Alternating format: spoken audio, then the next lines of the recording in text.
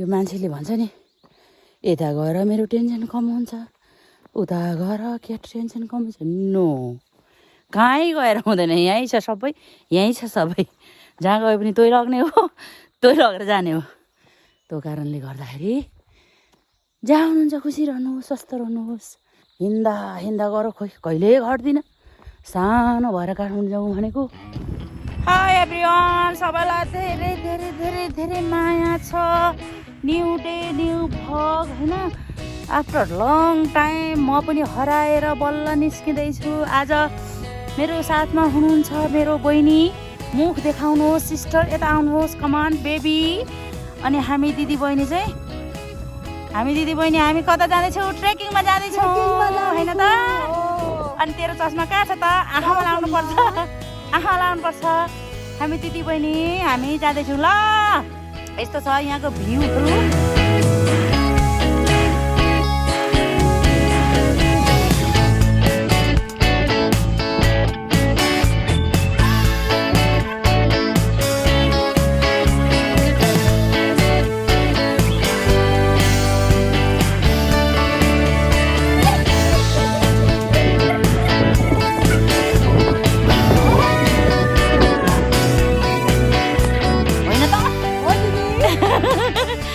दिदीसँग खुसी नै छ नि होइन एकदम खुसी तपाईको लट्ठी बोक्दैछु सब मलाई नै बोकेको छ भरिया पोटर हो त अनि यस्तो छ गाइड अनि यस्तो छ भ्यू होइन यसरी हामी चाहिँ यस्तो डाँडा काँडामा यसो दाराङ्गी चौरलाई निस्केको छौँ अनि यसो त्यहाँनिर खानासाना खाएर अनि अब यसो 2-4 पाइला हिँडौँ न त भनेर हिँडिराखेको छौँ आइज यो मान्छेले भन्छ नि बिन्दास भएर हिँड्नुहोस् तपाईँ होइन सबै कुरो भुलेर हिँड्नुहोस् भन्छ नि तर कहिले पनि होइन के कटक्क मन खान्छ मेरो साहसलाई सम्झिन्छु सौभाग्य त सानै छ त्यसले त्यो त्यति धेरै चिन्दैन तर साहसलाई त धेरै ज्ञान आएको छ अनि मैले भिडियो कल गरेँ भने मेरो फोटोमा यस्तो छुएर यस्तो चुम्मा गर्छ अनि त्यस्तै छ अनि आज चाहिँ यसो डाँडातिर हरियाली वातावरणमा यसो आइज नै ढुन्टुक जहाँ गए पनि जे गरे पनि यता गएर फ्रेस हुन्छु भनौँ उता गएर फ्रेस हुन्छु भनौँ तर मन त मेरो नेपाली हो भने जस्तै हो मन त त्यहीँ हुन्छ जहाँ मेरो मान्छे छ जहाँ मेरो मन छ हेर्नुहोस् अनि ओल्लो सिस्नु हेर्नुहोस् गाइजहरू यो सिस्नु कम्ता मिठो हुँदैन यसको भाङराङ सिस्नु हो यो यसैको लुगा फाटा बनाउँछन् है नानी हो हेर्नुहोस्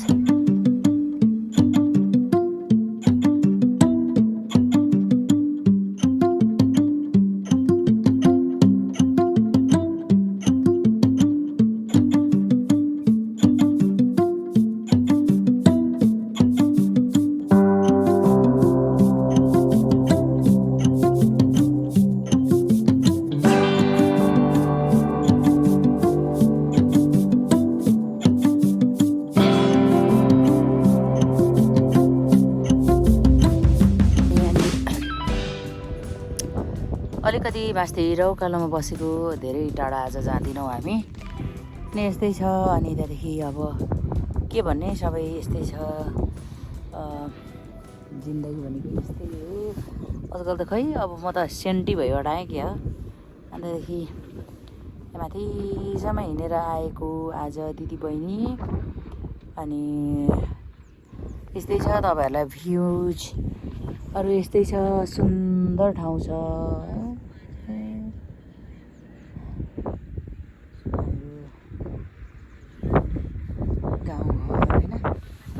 सुन्दर छ हाम्रो गाउँघर यस्तो गाउँघर अनि रिफ्रेसमेन्टको लागि अब कति काम गर्ने काम भनौँ काम उठेदेखिको काम सुत्ने बेलासम्म काम है अनि त्यहाँदेखि यसपालि चाहिँ 1 महिनाको छुट्टी ट्याम्मै मेरो छोराले रेस्ट गर्ने दिएको छ अनि त्यहाँदेखि हामी रेस्ट गर्ने टाइममा हिँडिरहेको छौँ यस्तै छ के गर्ने अनि सबैजनालाई धेरै धेरै माया।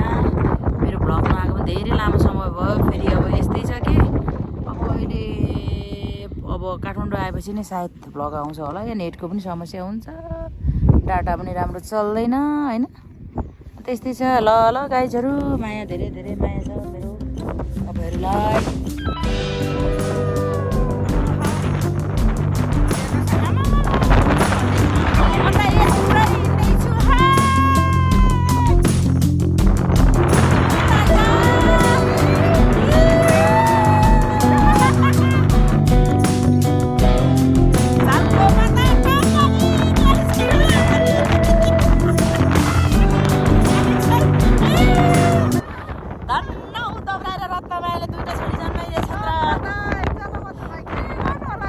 अकेले हम अकेले तुम हुन्थ्यौँ होइन। अनि यसरी हिँडिरहेको छौँ हामी हावाले।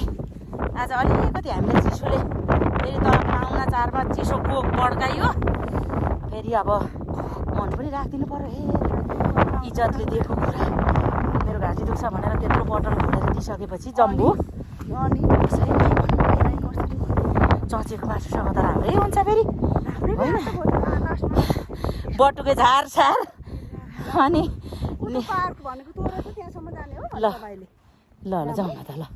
अनि बटुको झार अनि ऐसेलीको काँडाको मुन्टा खाएर हामी ठिकठाक छौँ है।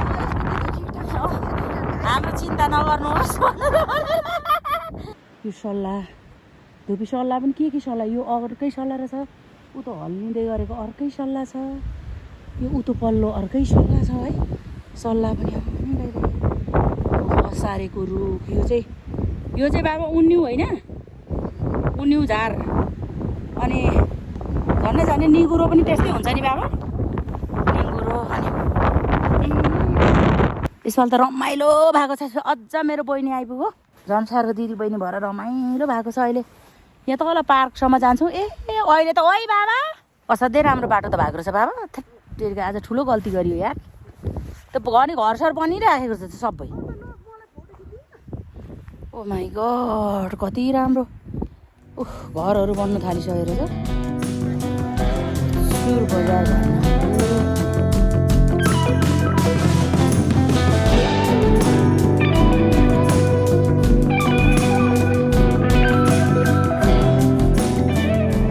सानो लाग्दो रहेछ भोजपुर बजार। त्यस्तै सरसँग डेरा यता नाङ्लो बदाम सक्खर किन्ने हो। सक्खर किन्ने हामी दिदीबहिनी आज बजारमा छौँ। शनिबारे हाट, पहिला शनिबारे हाट दिनभरि हिँडेर आउनुपर्थ्यो बिहानभरि। अहिले त गाडीमा एकछिनमा आयो। बाउले त असाध्यै सबै कुरो पाइन्छ अहिले बस्नु, सबै कुरो बजारमा पाइन्छ। पहिला बाँसको काङ्गी नाङ्लो काङ्लो डालो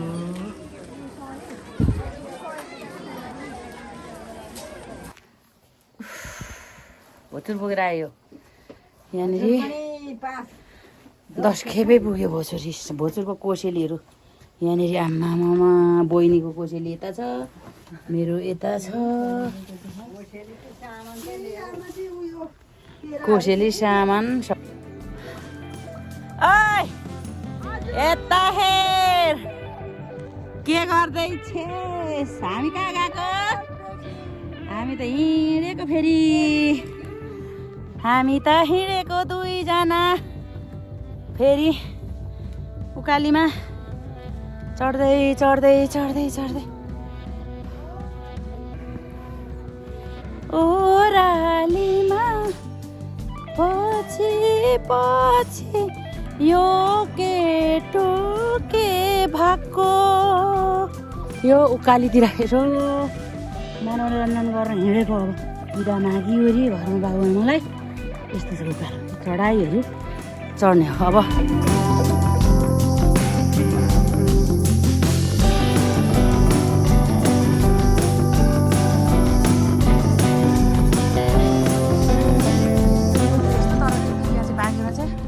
यहाँ चाहिँ टिपे खान्न म। ऊ त्यहाँ खाँदैछ त्यसले, एक भारी पाकेको छ। हामी त दिदी बहिनी त इन्जोय गर्दैछौँ। साला ल जय ऐसेलु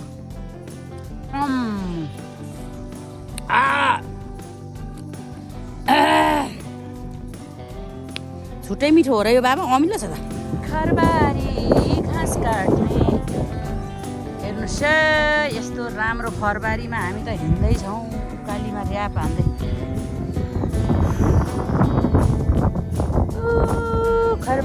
खरबारीमा घाँस काट्न हिँडेको माया यसरी हिँड्नुपर्छ हेर्नुहोस् यो तलको गाउँबाट हिँडेर आएको हामी यो उकालोमा यो हाम्रो चाहिँ भिडियो खिच्दिने मान्छे पनि नभएर आफै फेर्दै हिँडिराखेका छौँ कस्तो मिठो आएको हो यस्तो लै के रमाइलो हो यस्तो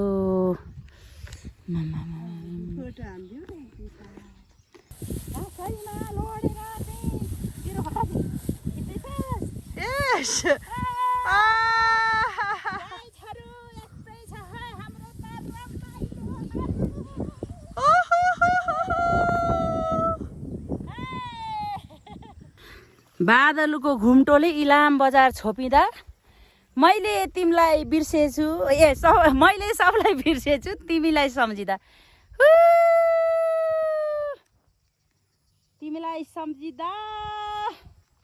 मैले सबलाई बिर्सेछु तिमीलाई सम्झिँदा यस्तै छ स्वर्गको एक टुक्रा हाम्रो देश नेपाल हामीले खुसी हुनको लागि आफैलाई नै के गर्नुपर्छ उत्प्रेरित गर्नुपर्छ गाइजहरू अनि त्यहाँदेखि अब यस्तै छ यो खरबारीहरू देख्दाखेरि खर त हामीले धेरै काटिनौँ है खर काटेको मलाई याद छैन अनि त्यहाँदेखि हामीले घाँस काट्यौँ हामीले सबै कुरो गऱ्यौँ तर खर चाहिँ त्यति काटेको थाहा छैन मलाई तर नागीमा चाहिँ खुब काट्थेँ अनि त्यस्तै छ हेन हाम्रो काकाको गोठे सिङ्गेमा गएर भात तताउनुपर्छ आज हामी जाँदैछौँ हामी आफ्नो मान्छेकोमा जानुपर्छ इन्करेज गर्नुपर्छ व्यापार व्यवसायमा पनि अलिकति प्रोत्साहन दिनुपर्छ होइन गर्नु हुँदैछ तपाईँहरूले गर्नु सक्नुहुन्छ यत्तिको कसले गर्छ भन्ने चाहिँ एउटा सहानुभूति दिनुपर्छ मान्छेलाई के गर्दै थाकेर मुला यो के गर्नु हौ छ्या भने जस्तो चाहिँ बनाउनु हुँदैन है गाइजहरू होइन मान्छेको सङ्घर्ष हो हरेक कुराहरू सजिलो छैन आसान हुँदैन जे कुरा पनि बरु यो भ्यू हेर्नुहोस् यसरी भ्यू हेर्नुहोस् मास्तिरको भ्यूहरू हेर्नुहोस् होइन रमाइलो लाग्छ जिन्दगी भनेको यस्तै हो रिस राग नो सिर्फ खुसी हुन सिक्नुपर्छ रिस राग भनेले हामीलाई जलाउँछ गाइजहरू त्यही र आफू पनि खुसी रहनुहोस् अरूलाई पनि खुसी दिनुहोस् बस यति हो मैले भन्नु कहिलेकाहीँ जिन्दगीको भागदौडमा हामी आफैलाई भुल्छौँ तर यो यात्राले हामीलाई धेरै सम्झायो हामी अझै बाँकी छौँ आज म मेरो आफ्नै गाउँमा आफ्नै बहिनीसँग हिँड्दै गर्दा फेरि एकपटक आफूलाई जवान महसुस गरेँ जिन्दगीमा तनाव छन् समस्याहरू पनि छन् तर सधैँ भागेर कहाँ जान सकिन्छ र कहिलेकाहीँ चाहिँ ती समस्या भएकै बेला पनि बस एकछिन फ्री हुनुपर्छ एकछिन आफ्नै लागि हाँस्नुपर्छ